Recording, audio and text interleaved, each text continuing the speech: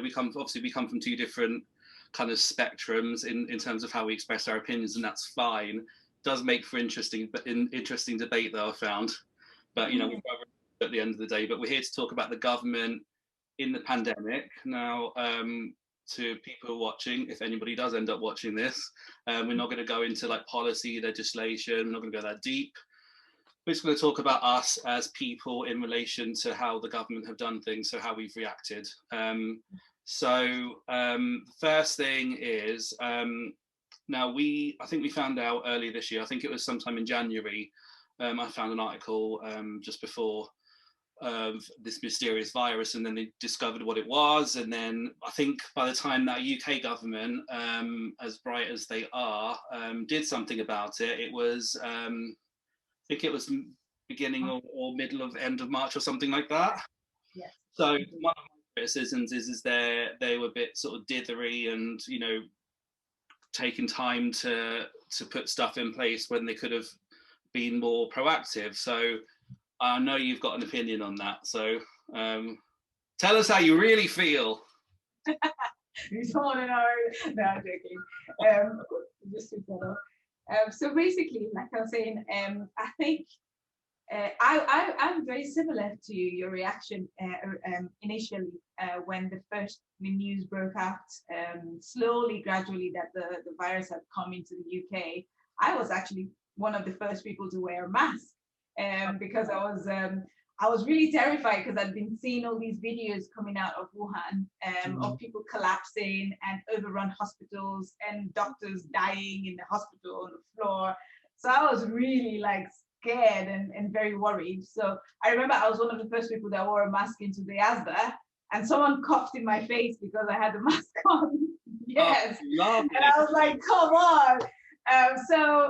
But like I said, I had the same feeling like you, that the government was being a bit slow about it, and I wasn't sure why that was the case at the time.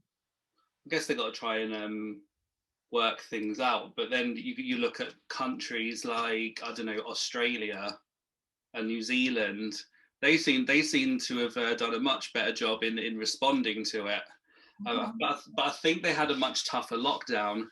But I think the problem that we have in this country is that things have changed, chopped and changed all the time. The government don't seem to be sure about what they're doing. So then that's creating a sort of like a resistance to it all. I don't know if you've noticed that with how people have been with the restrictions and wearing masks and stuff. I mean, originally it started with, oh yes, let's take 2 weeks of lockdown to flatten the curve, and everybody stay home. I remember the first 2 weeks, nobody did anything. Everyone was at home. The whole country was in lockdown, and then slowly things progressed from 2 weeks to now we're in December, and there's just random, like, oh, are we coming out of lockdown? Are we going into lockdown? Are we going to different levels of lockdown? So yeah, I think now the resistance is because I don't think it's necessarily only because of the confusion from the government. It's looking like it's beginning to look at the impact of what this is really doing to our lives, economically speaking and socially speaking. Like some families have really taken this to heart, and they haven't seen their friends and family, especially the elderly ones, seeing their grandchildren for a very, very long time now. So I think this is what is driving the resistance, and the fact that we now understand this virus more. Those pictures from China and those videos are beginning to look like shall we say, a scam. I don't know which other word to use, because we haven't seen people laying flat out outside dying from COVID. So the pandemic is taking a whole new light. So it's no longer looking like a pandemic, I think. I remember at the start, we used to use or watch on YouTube, those, it was like a football match. When those countries, like, the people got animated. Did you ever see those stats? As stats were changing, live feeds about thousands of people. Okay, Brazil has just got 1,000 more. UK was like 20,000 people have tested positive for COVID. Did you ever see those live feeds? I did see those, and the thing about Brazil is there. I have a friend that's from Brazil. Her father lives there, and she's basically saying that the government get extra, or the government, sorry, no, the hospital, sorry, get money every time somebody dies from COVID. So basically, they're putting COVID on every single death certificate. So the whole, I'm not saying it happens here, but I saw a recent chart of deaths each year, and there's not actually much difference year on year overall. So I don't know which, what to believe. Like the government saying this is happening, there are more deaths every day, and so what is really going on. Like I was dead scared at the beginning. I believed everything that was going on. Like I want to wear my mask. I was scared to be around people. I was scared to go out the house. Like I'd only go out if I absolutely had to. But now I'm kind of thinking like, well, screw this. I haven't seen my family in 13 months. I want to see my family. I want to see I reunited with my mum last year. I want to see my mum. I want to hug my nephews and nieces and stuff. And so I think that's partly because of what you said, because of the lack of consistency and the dithering, and the lack of clarity behind the decision making. Because I don't think the government's being particularly transparent with us. You know what I mean? And if I'm sure yes, I have to agree with you as well. And also, I even feel a little bit like I'm not sure the medical professionals are being transparent with us as well. I remember when COVID first came in, like around March, April time. My brother-in-law, he went into the Royal to do something. He had a broken leg at the time. Okay. And he was like, the Royal was completely empty. No one was in there. And he even filmed himself walking around because he was the only one with the mask as well, because we were like really freaking out then. And it was like, there's no one in the hospital. You were wearing masks as well. No one was wearing masks at the time. Yeah, masks I think came in June. So he was filming everything, and he was like, this is all a scam because I can't see anybody in here that's dying from COVID. So that's how we kind of are feeling, like this isn't adding up that well, right? Mm-hmm. Yeah. But then I know a nurse or a couple of nurses from our church that work in the Royal, one in A&E, one in HDU. I won't mention their names, but there's there's like a different section for COVID patients that the main patients don't see. So I've been in A&E once or twice since March myself, and it has literally been empty. There's been a couple of guys sleeping on the benches, and I've gone straight through. So yes, it's been empty. Yes, there's nobody around, but the COVID patients are sort of sectioned off, so you never actually see them. It's sort of all sealed off to protect people, but I don't. Then again, I don't believe necessarily that there's loads of people in there. So I kind of want to have a look. Like I want to see, like, is there actually anybody in there? Because they even built those Nightingale hospitals, didn't they? Yes. And from hearing from a doctor firsthand who worked in the one in Manchester, they had hardly any patients there. Exactly. So they spent all millions and billions of pounds doing these things, which is going to come back on us one day, soon, when the taxes shoot right up. It's just sort of, what are the government doing? What are they doing? And it's, I mean, it's hard not to. Okay, I know people say, oh, it's conspiracy theory, but it's hard not to start to connect the dots, right? Because like a few years ago, up until a year, they were defunding the NHS. It was a big deal, right? Like everybody was arms up in the air going, you can't take this much money out of the NHS. We need the doctors, we need the money, we need the funding. And so they were downscaling the NHS. And then suddenly there's a pandemic, and now we have to protect the NHS because the NHS isn't resourced enough to deal with the pandemic. And I used to work at the Royal. I worked at the Royal for 4 years, I think. And we always had, every winter, we were always on amber. So amber red, meaning we don't have beds, a lot of sick people coming in. So it's always been the case. So if they're saying now, oh, the hospitals are full because of COVID patients, is it really because of COVID? Because the hospitals are always full in winter, And we always used to have huge breakouts of norovirus and flu season, and all of that stuff used to contribute to a full hospital. So then I'm thinking, okay, I actually want to hear how many actual COVID patients we've got, not, oh, beds are being taken in the Royal. And I can also say that someone, a friend of mine, I won't mention her name, who works at one of the biggest hospitals in Manchester, told me there was only 2 COVID patients in the hospital at the time when we were expecting 200, 300. So yeah, something just doesn't add up, and that's what makes everybody very, very uncomfortable. And I think that's what makes me uncomfortable the most. I think you're right. We are probably going to come away with more questions than answers today, aren't we? Yeah, definitely. That's because our questions are not being answered. Yeah. So So I was going to talk about obviously we talked about the uncertainty. I don't know about you, but it's had a massive effect on me with regards to my own health. Like I've struggled with my mental health, and that's a big thing. I know maybe the government can't help it, maybe they can, we don't know, maybe we may never know. Probably we won't actually. Maybe we'll find out in the movie that's going to be made about this, who knows. Like Outbreak Part 2. But yeah, it's had a massive effect on my mental health, because I was just like, I want to go and see my family, but I don't understand the rules. The rules keep changing every couple of weeks, and can I travel, to where my family live? Can I not travel? And all of that. And that's basically why I ended up in A&E. I was massively struggling, and I needed help. So that's just me, but what has that kind of lack of transparency, has it had any sort of effect on you? Have you had any challenges as a result of that uncertainty? I think my biggest challenge, and I'll go to Vincent in a minute, is the fact that, like I told you, like I always say this to you privately, I always go by first principles, and that's something Vincent has always sort of drummed in my head. Always look at first principles when you're looking at any issue.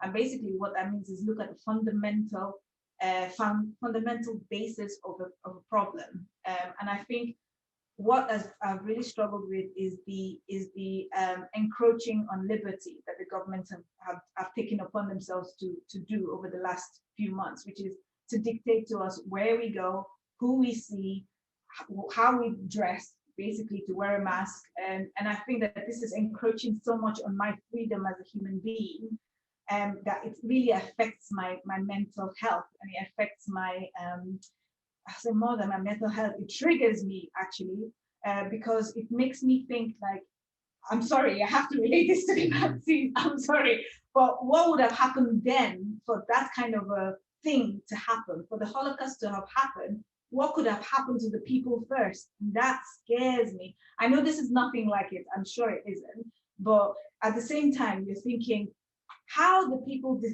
descend so low as to think another set of human beings were not human, right? So I have that feeling like right now, all our liberties are being stripped away. We're being told what to do, and we're slowly being put against each other. So, oh, you're wearing a mask, I'm not wearing a mask. How dare you not wear a mask? You don't want to protect me. You don't want to keep me safe. You don't want to keep my family safe. No, that's this contention that, like, I would normally, if I go to a supermarket without a mask, for example, I get all these hating looks at me, and I'm like, come on, we're fellow human beings. I just don't want to wear a mask. So, kind of, so that has really triggered me and makes me very, very uncomfortable. It disturbs my sleep, and it makes me a bit anxious. But Vincent has a different way of dealing with the isolation and all of this drama. Well, at first, for me, it was like, wow, I'm gonna have some free holidays. So I quite enjoyed the first lockdown. I was thinking I needed holidays so much for so long because I'm running my own business. I'm thinking, well, now I've got a good excuse not to work. So to be honest, at the start, I was really like in the dream. I really loved it. And then, but obviously now you can see it's a bit of a struggle. Obviously, my business is getting, the work is getting harder. Some staff were not around. I had to do double work. I have also less customers. So as a director of a company, is really kind of made it difficult this year for me. Yeah. What is it that you do? So I'm a business owner of a letting agency, and I have 6 members of staff. And yeah, it's made it very difficult because with the start of the lockdown, I lost some staff. I had to hire in the middle of August, and then since then, it's been really like a roller coaster. Right now, I've got the third. Um, when I used to have like 30 viewings a week, I'm down to 10. Wow. Okay. So there's a loss of business as well. And this is a lettings agents that after the first lockdown, they've been allowed to operate. Now, if you think about hospitality, for example, small businesses, coffee shops, and salons and things like that, they just lock them down. And so businesses, people's hard and to run a small business is incredibly hard to get going. The first customer is one of the hardest person to get. And then they've invested their whole savings, their whole life into this, and it's all been taken away, just like that. I know we're seeing, gosh, even the big businesses are struggling too, and the little ones. But obviously, we're businesses that are already in trouble are going under. There's a huge, was it a retail group that's about to go under or has gone into administration? A store that I remember going into when I was a baby in Bedford, that whole group has gone under. So it's, yeah, I mean, how do you lead? I know this is going slightly off topic, but how do you lead your family, Vincent, when there's all this stuff going on? You're thinking like, oh gosh, I've only got 10 viewings. Where's the money? What's going to happen? How do you lead your family when there's all this other business going on? To be fair, I mean, in our case, it's obviously a thing that God has been looking at first because in the middle of August I had a new job opportunity to go to Dubai. So it's still ongoing, but yes, it's something that is kind of giving us a kind of a way out. If that opportunity would not happen, basically the main thing is that business now is difficult. It's made it difficult, so to lead the family through that, it's I think I guess the easiest way to put it through is just a stressful situation. Is making the family have a bit more tension. Then you want to protect the children, even in school. There's all kind of regulation thing going on. So overall, yeah, it's kind of we have to toughen up. It's quite difficult, I would say. And how have the girls been with that long stretch of not being at school, and then they were told, okay, you can go back to school, but you got to be in bubbles, and you can't go and see your friend over there because they're in a different one. Like, I know your girls. I know they're very sociable, like where they are in where I've seen them anyway. And Zoe will go up to anybody and talk to them in church and stuff. So how have they been with the changes in their schooling? Yeah, I think it was Zoe's first year, so she was only just starting school in September. Yeah. And she was really looking forward to being able to see her sisters during lunch break. So the first month, I would say, she wasn't able to see her eldest at all because they had formed bubbles, and Katie is in the middle school. So Katie wasn't able to see her two sisters. So the first month, Zoe was able to interact with her second sister. But again, a few months later, they made another bubble. So it's not the best first experience of school, I would say, for Zoe. But they are handling it. Children are so versatile and they kind of just adapt. Yeah, and it looks like they're okay, but I don't know how what the long-term effect of it will be. Yeah. Especially if this carries on for a lot longer. Your eldest daughter, she's funny, like, because one time I saw her and I got her name wrong because I don't really know them that well, and she was like, no, and she put her nose up in the air and just walked off. And I was like, okay, she ain't my friend then, I guess. But, I mean, I guess children may surprise us in how they are and how they deal with things. I've often found with children that I can find encouragement from them in how they do. I've sort of seen in my doorstep visits how the kids have been, and the adults, you can kind of pretty much read it on their face, but the kids, you know, they seem to be doing okay with it, you know. And then they definitely had like a good few months off school, which was fun for them. And I was like Vincent, like I was just like, yeah, I can just chill out, you know. I mean, I wasn't working anyway, but I was just like, I don't have the pressure of having to, you know, do anything. But then it's like I started a job, and then I found because I had to work from home, I was stuck in this room for 24 hours, and it was just like the worst thing ever. But yeah, I mean, wonder what's going to happen next. Who knows? Who knows? I think another thing is this virus is incredibly convenient in its different shades of what it does to destroy the economy. So, for example, one thing that really like makes me like I can't get this virus is this asymptomatic thing going on, right? So and I'm going from the kids' experience. So my daughter comes to me and says, "Oh, all my classmates have been tested, and why don't we get tested?" And I'm like, "Well, would you go to the doctor? Say, would you go to the GP and go, oh, can you test me for cancer?" And then the doctor will be like, "Yeah, what are your symptoms?" "I don't have any." Well, they'll kick you out. They'll be like, "You're always still in time," right? So all this asymptomatic testing going on, to me, I just find it like, I don't buy into it, because like my common sense just rules over me and says, you don't have symptoms, you're not going to shove a pole up your nose to go and get tested for COVID, sorry.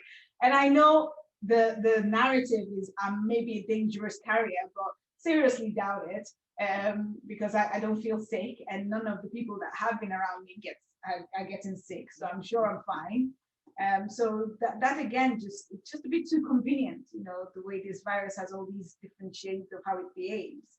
So and definitely kids aren't. They say kids are a major carrier, but they're not really. You know, they don't suffer so much from the virus. They seem very, very active even when they're sick. So again, you know, and then very soon they want to vaccinate kids, but why? A friend of mine, in that, you know, we had that 4-week lockdown, had few dinner parties. I like to entertain people and stuff. I have people over for dinner and that. And then 3 days later, one of my friends messages me and says, "I'm really sorry, but I've tested positive for COVID." And the whole thing is that her housemate had mixed with somebody, but the person hadn't been to the house. The housemate didn't get it, but then everyone in the house had to be tested, you know, for a precaution. But then my friend ended up getting it, who had no contact with the person that actually had COVID, and she didn't have a single symptom, not a cough, nothing at all. You know, so I'm wondering, are these tests that are happening? I know we can't really delve into the science of it because, you know, I'm not that knowledgeable, but the person who invented the test says they're not meant for the purpose that they're being used for anyway. So because they'll find other coronaviruses too, they'll find other things. So you might get a positive, but is it actually a positive? Yeah. I mean, I know there are people that have actually gotten the virus. A couple of my housemates have had it, and one of them's got sort of damage to the fluid around the heart now as a result. So we know the virus is real, but you know, I don't necessarily trust the numbers that are being reported. Yeah, a lot of people have been tested. Okay, yeah, but like you said, most of them don't even have any symptoms. So you know, the damn waste of money that we're going to end up getting paid. We're going to end up paying for. You know, when the taxes go up, you know, the VAT is going to go back up. That's going to be a shock. You know, with that food and stuff. But we're not even going to have any money because there's not going to be no businesses anyway. Cheap McDonald's, you know, that's all going to go out the window. You know, the prices are going to go back up again. But you mentioned the vaccines before. What is your opinion on getting one? Would you? Where do we stand? I can see Vincent smiling, right? So I reckon you've had this conversation already. So I've got a very good activist next to me. many times. Basically, my whole vaccine journey started long before this situation when I started having my children. I can't say I'm an anti-vaxxer. I'm just try to use your common sense and do some research before you put a vaccine inside your child. So it started from my first. I have been hearing around the web that vaccines were dangerous, but I was thinking, you know, like most people, they changed the world. They stopped smallpox and polio and all of that stuff. So I was thinking, okay, yeah. So I was buying into that narrative. And then I think it was my Kezia's third month shots. So after each vaccine, each set of vaccines she took, she would run really high temperature, very, very, very unwell. And I was already very uneasy about this. And so by her third month's set of shots, I brought her home and she started flapping. And I was like, that's it. I'm going to find out if this is like a side effect. I go online and they were like, what I was reading really freaked me out. So I started to do some research. And I realized that vaccines are actually tremendously dangerous in some children and not in all. And I know that a lot of children take vaccines like, religiously and nothing happens. But there are some that get damaged by it. And you can't tell because it's genetically, I think it's down to the genetics of the child. And I don't see any hospital running those tests first before pumping the vaccine. It's just like all one size fits all everyone. Yeah. And then I also noticed quite a few friends of mine. I know exactly like 3 or 4 whose children have been damaged, but they won't admit it because it's an incredibly painful thing to admit. Because mothers love their children, and the reason why they're vaccinating is because they want to protect their children. And then suddenly the child is no longer the same. So I remember one of my friends, she had missed the first 2 shots because he had a cold. Her little son had the cold at the time. And so she went for the wellness check, and the midwife was like, oh, you've missed your vaccine. So she pumped the baby with all the catch-up vaccines in one go. And the boy is not the same today. He doesn't really relate. I think he's got autism. I don't know. I'm not a medical professional, but he won't look you in the eye. So vaccines to me terrify me. And especially a trial vaccine like the COVID vaccine, I think let's wait for some people to take it first. What happens? You see how many people turn into zombies or something, like nobody turns into zombie, we're good. It's gonna be I Am Legend 2 or something like that, then we won't. How about you? What's your stance on vaccine? Well, I mean, I guess maybe I'm a little bit naive. I'll just believe what the government tells me. They tell me it's good, then I'll take it. But yeah, I'm starting to be a bit concerned because you read every time you get medication from the doctor, like a prescription, you look at the leaflet. All of these have got these kind of symptoms on them. Like I take a medication for anxiety, and it says risk of stroke, a risk of brain damage, risk of heart attack, and stuff like that. So yeah, if I did that and I would never take anything. But fact is, I need to take the medication for the anxiety and the depression. But then with the vaccine for COVID, I'm thinking, have they tested it on enough of a wide range of people, and ethnicities as well? Because genetically, there are differences between me and say trying to think of the right way to say it, Caucasian person, so there are differences. Like I'm more susceptible to things like heart disease and diabetes because of my genetic makeup. So how am I going to react differently to this vaccine as opposed to say one of the pastors at church who might get it, Yeah, very good questions. These are very good questions. So yeah, I'm not sure. I mean, my turn in the vaccine queue is not going to be for a very, very long time anyway. I'm 42 years old. I'm not high priority. I'm not at risk, or anything like that. So I don't think us lot. I mean, you're obviously. I'm assuming you're younger than me. Well, you look like you're younger than me anyway. But we ain't going to be that far up the queue. But people of ethnic from an ethnic makeup, like whether you're black, you're Indian, you're Bangladeshi, or whatever you are, like we do react, we may or very well react differently to the vaccine. So that kind of worries me as well. Like what is the demographic of the people that have volunteered to test with this vaccine? Like I'd have to look into that a little bit more. There's something I think I like to point out on this specific occasion. I won't discuss about all the vaccine in general. Yeah. But let's imagine let's take the case of somebody that would take any vaccine that is available. In this very case, it just happened that the vaccine for the COVID, as the research has never been released. So there is no scientific literature out there whatsoever that has shown the result of their research and what has made the vaccine to come into being. And this is being a big problem in France because I'm French, and in France they basically the doctor which was below like something the equivalent of the prime minister, like so like a Manhattan or yeah. Oh. The main doctor for the COVID in France has said publicly that he will not he will ask everybody to avoid to take the vaccine because as far as we can tell he is pro-vaccine, but the research has not been released. So as far as we know, it's only being a media news, but it's not a science news. Mm. So in France, every now is a big problem because there's vaccine already being planned and being ordered.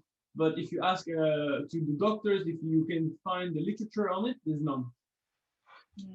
See, that worries me because there are people like that is it? I think what was that? How old was that lady? 91. The one that was in the news, the very first person to take the vaccine. Yeah.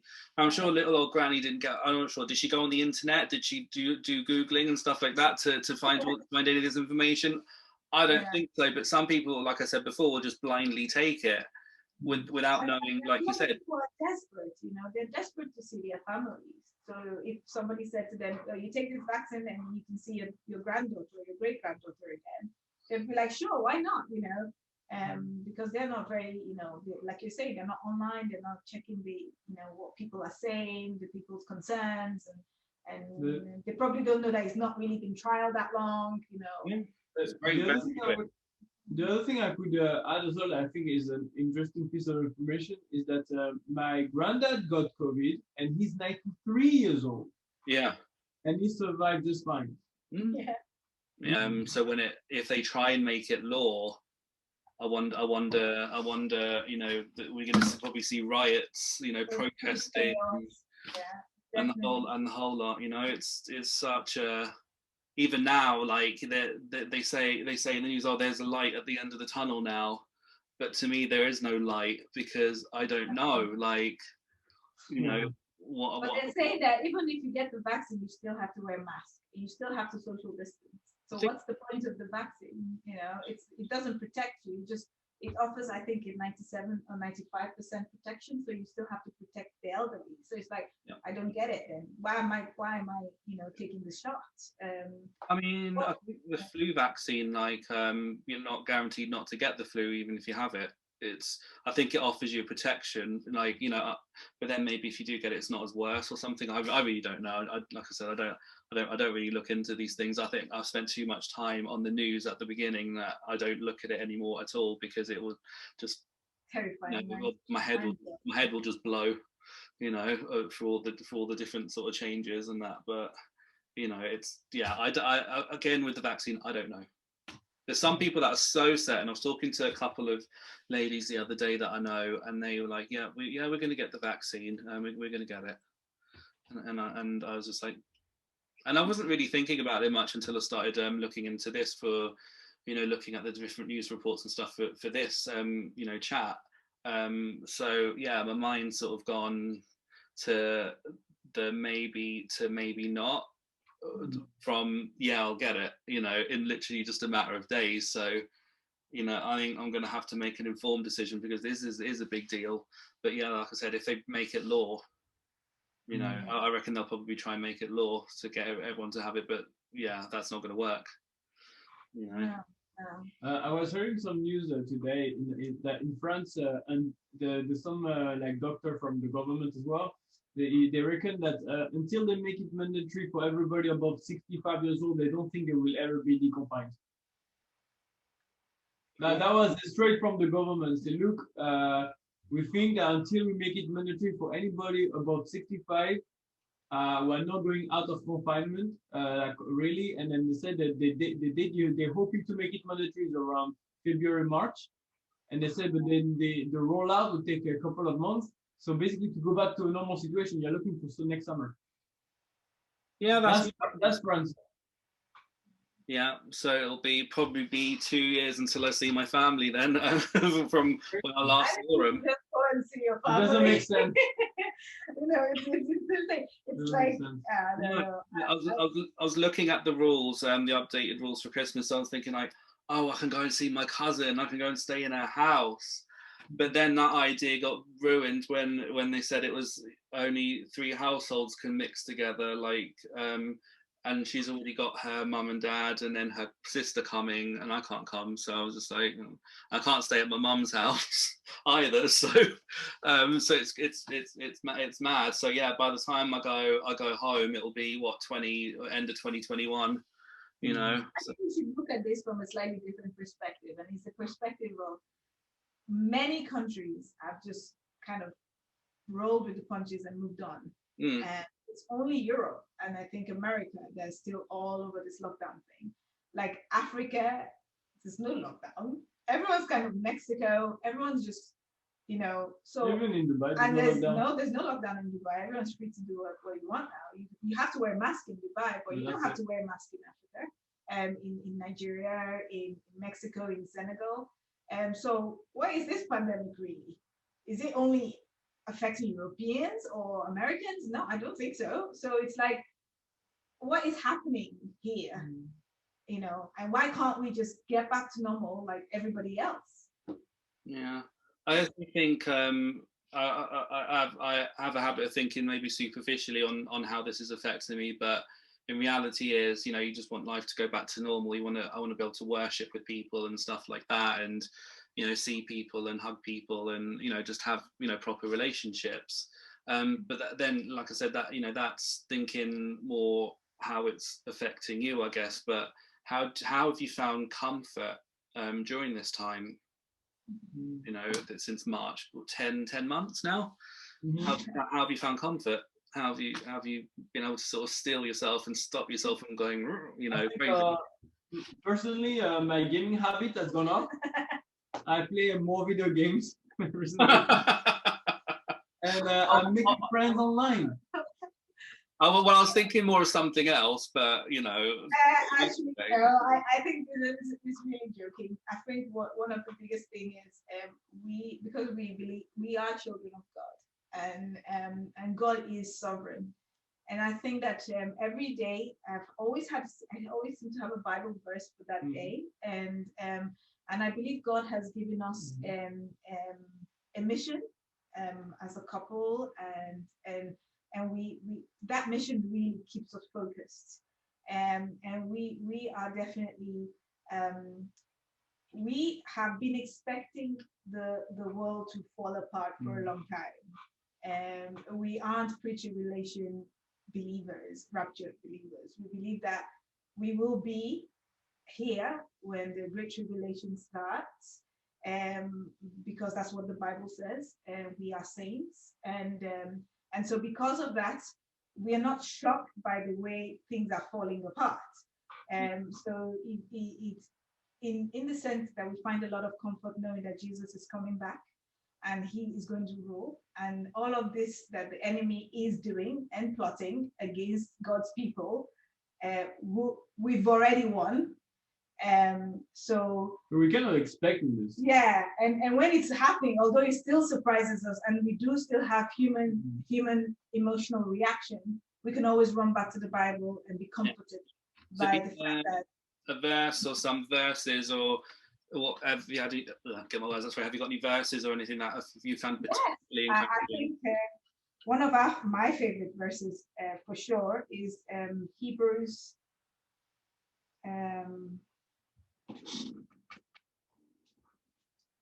Hebrews 2, 14 and 15.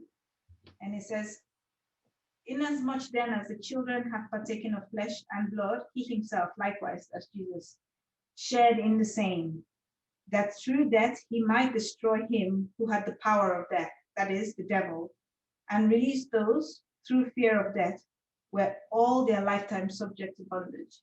So the fear of death keeps people in bondage.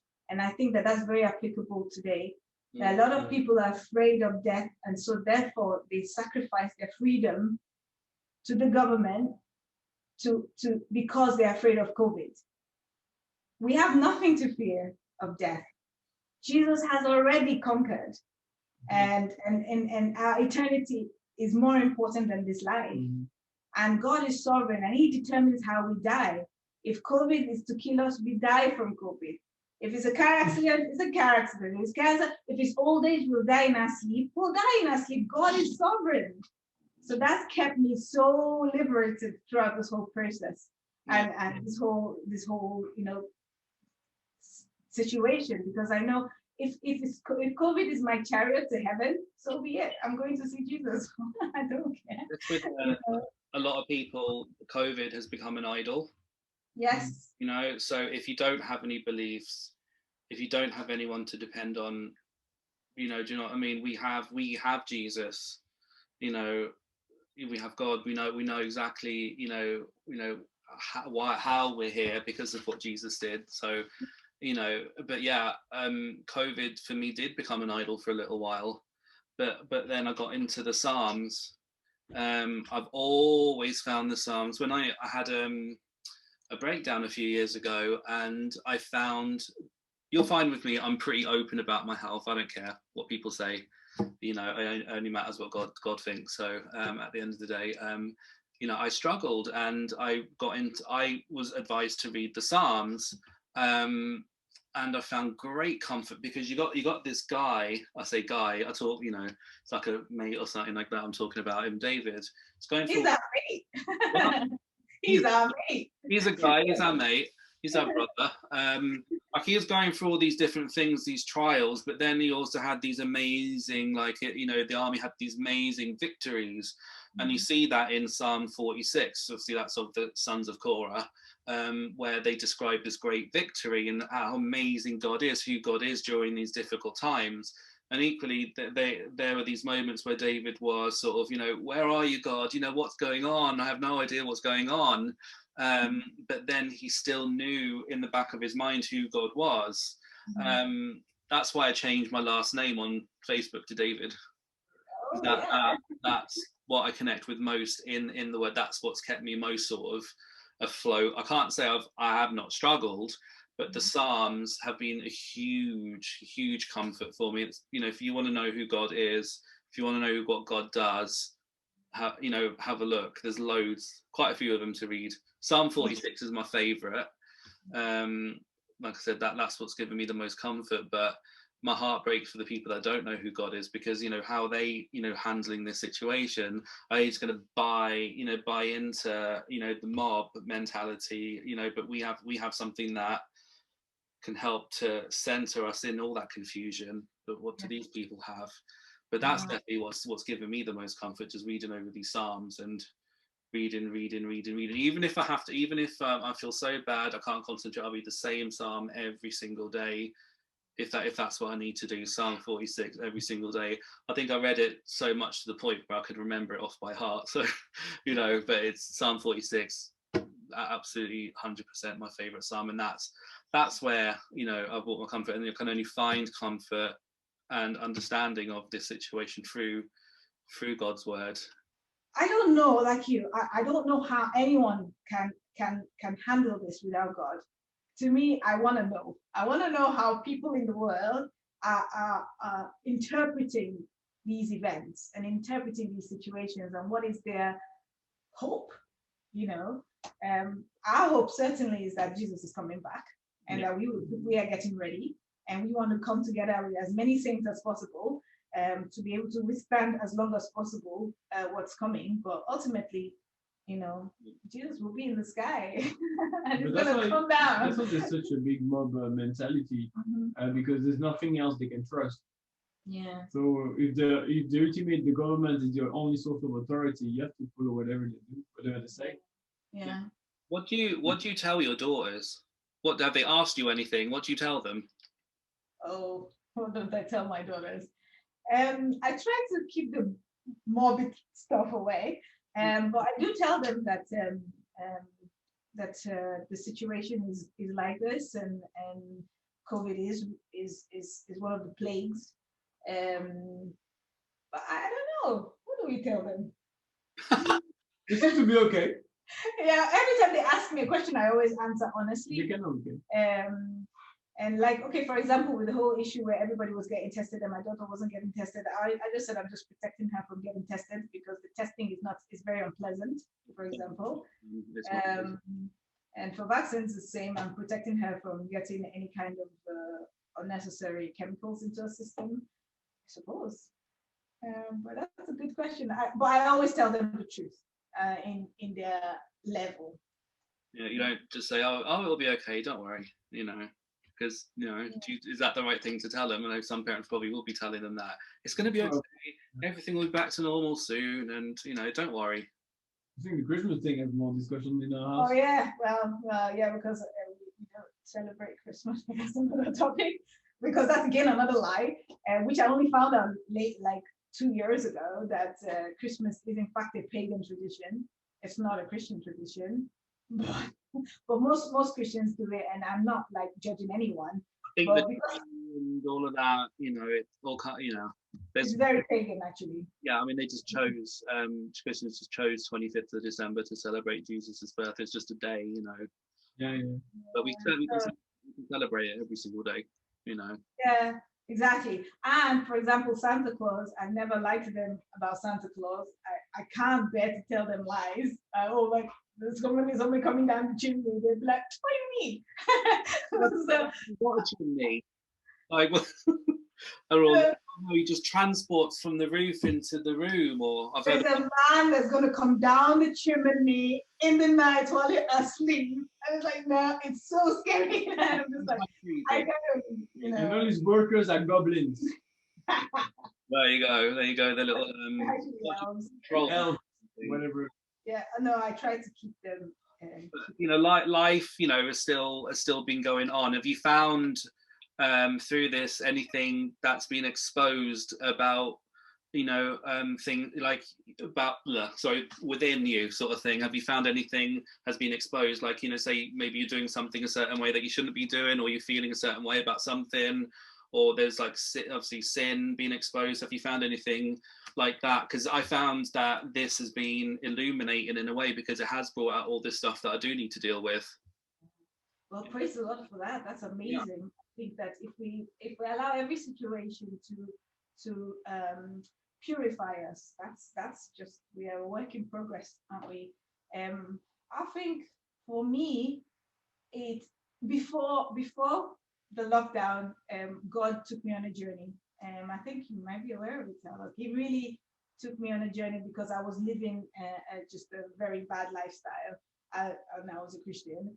I am a Christian. And so I went through a period where I faced God's wrath, like almost on a personal level. I didn't eat for 3 weeks, and it was a very, very hard time. But I also experienced a lot of His love, and I experienced a lot of Him. So that during this lockdown, it's just like, I've been through that fire, shall I say?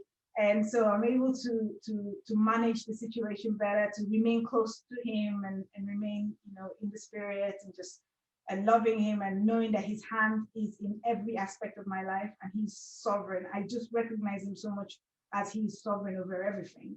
He's sovereign over people, He's sovereign over situations, He's sovereign over my life and my death, everything. And when I say He's sovereign, I mean He determines it. So He's helped me to really remain in faith through this process. So yeah, if it's purifying you, that's amazing. And how about you?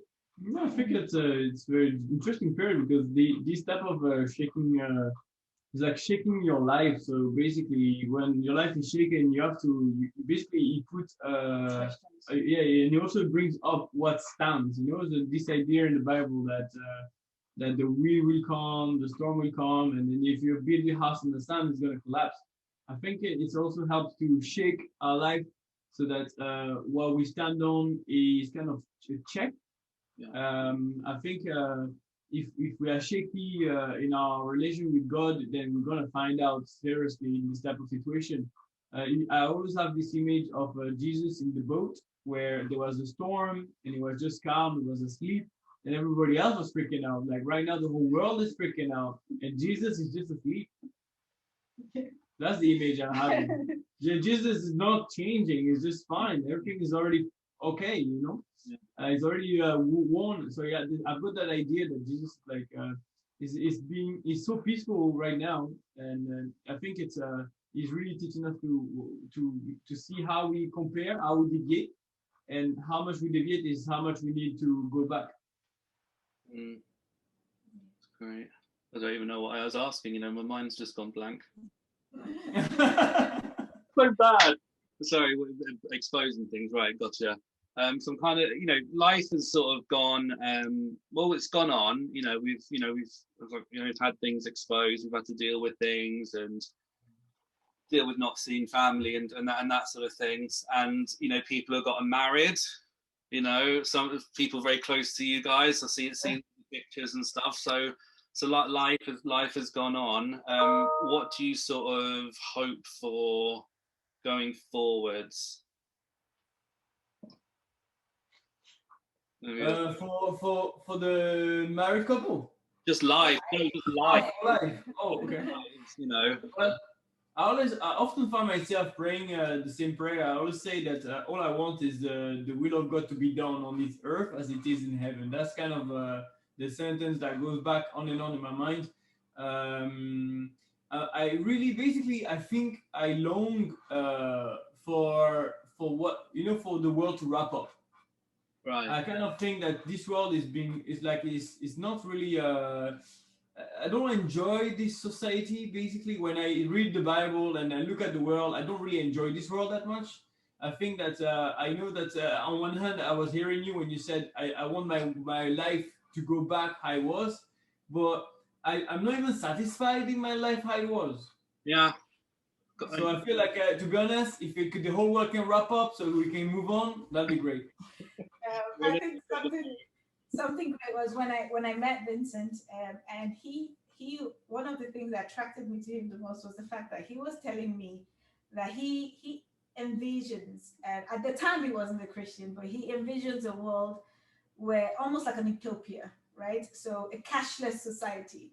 Right. And I laughed so hard. I was like, a cashless society, absolutely impossible. And then obviously he became a Christian. We got married. He was still talking about this, and now it's not so far-fetched, is it?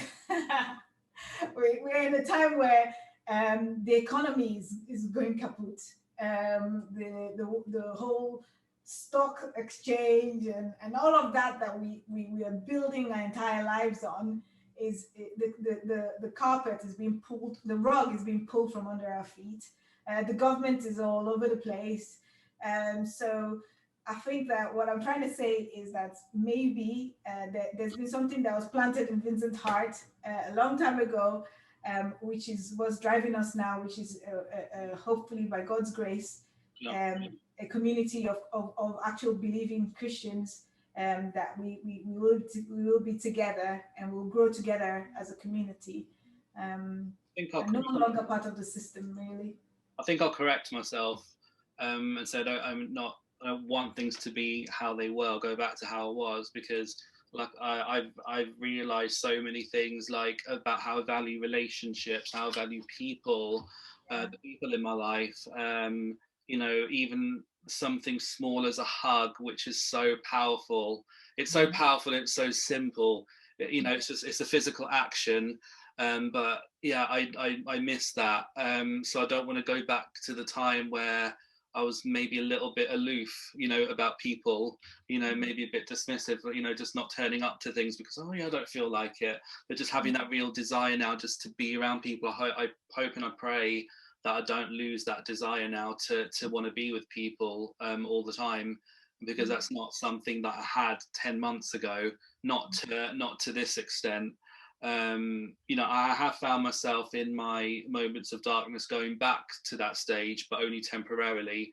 but overall I've yearned for those relationships. So that's what I hope to build on, is to be more intentional, to really foster those relationships, to really invest in those relationships. So you don't want to go back, where maybe when I wasn't like that, even towards God. Like, I've got to fix that up a little bit too, I must admit, because my relationship has gone through the wayside. I've dealt too much with my health problems. My health problems have become my idol. So but God's exposed all of that, so it's given me stuff to work on. So why would I go back? Why would I want to go backwards at the end of the day?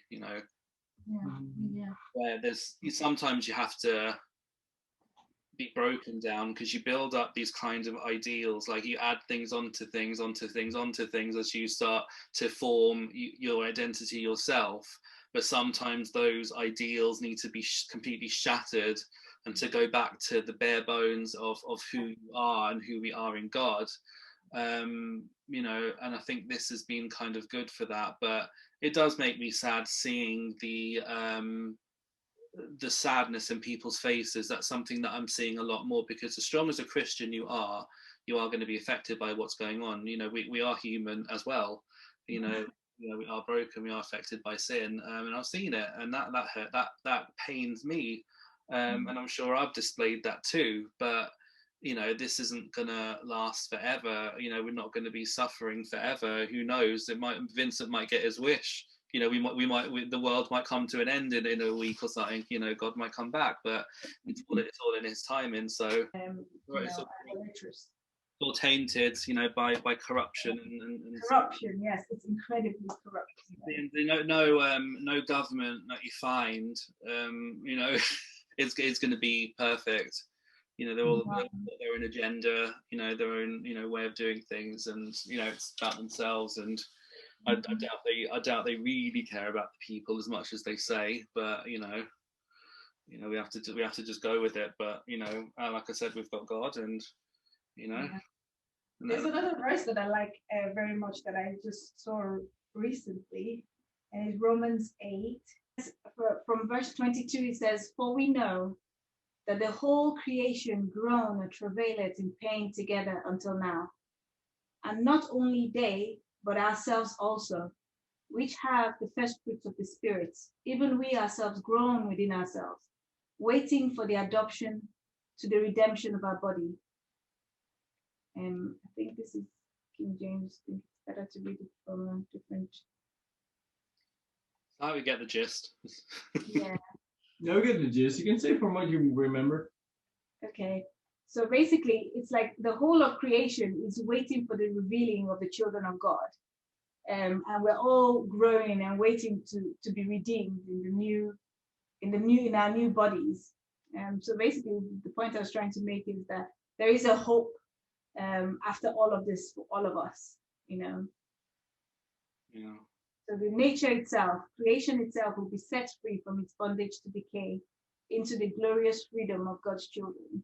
Wow. I don't know if the point I'm trying to make is coming across, but so yeah. Yeah, we live in a world of decay. That's the thing. So there's really no point to be too hooked up on this. Yeah. So would you say one final? I know you've kind of said something there, but for one final word to close, what would you say to everyone watching to encourage them or whatever? Just apart from what you've already said, unless that's it. I think the best thing to say is that there is hope. Yeah. There is God's plan is the best plan, and because He's sovereign, whatever is going on now is still part of His plan. And then, so I think we should just be very actually happy with whatever's going on, because at the end, it's gonna turn out for good for those who love God. There you go. It's a perfect way. Perfect way to end.